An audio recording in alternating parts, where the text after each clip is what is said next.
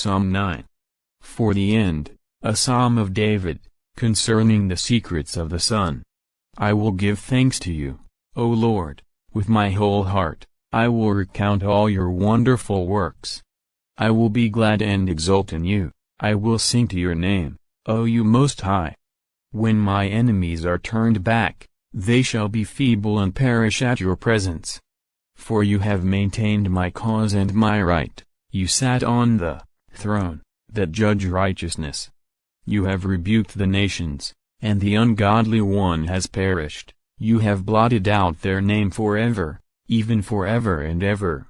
The swords of the enemy have failed utterly, and you have destroyed cities. Their memorial has been destroyed with a noise, but the Lord endures forever. He has prepared his throne for judgment, and he will judge the world in righteousness. He will judge the nations in uprightness. The Lord also is become a refuge for the poor, a seasonable help in affliction. And let them that know your name hope in you, for you, O Lord, have not failed them that diligently seek you. Sing praises to the Lord, who dwells in Zion, declare his dealings among the nations. For he remembered them, in making inquisition for blood, he has not forgotten the supplication of the poor. Have mercy upon me, O Lord, look upon my affliction which I suffer of my enemies, you that lift me up from the gates of death, that I may declare all your praises in the gates of the daughter of Zion. I will exult in your salvation. The heathen are caught in the destruction which they planned, in the very snare which they hid is their foot taken. The Lord is known as executing judgments, the sinner is taken in the works of his hands. Let sinners be driven away into Hades, even all the nations that forget God. For the poor shall not be forgotten forever, the patience of the needy one shall not perish forever.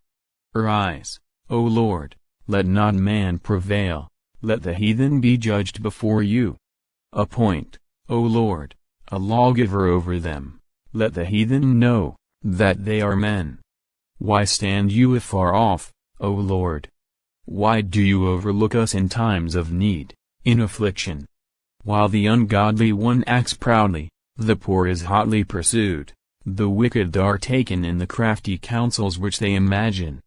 Because the sinner praises himself for the desires of his heart, and the unjust one blesses himself. The sinner has provoked the Lord, according to the abundance of his pride he will not seek after him, God is not before him.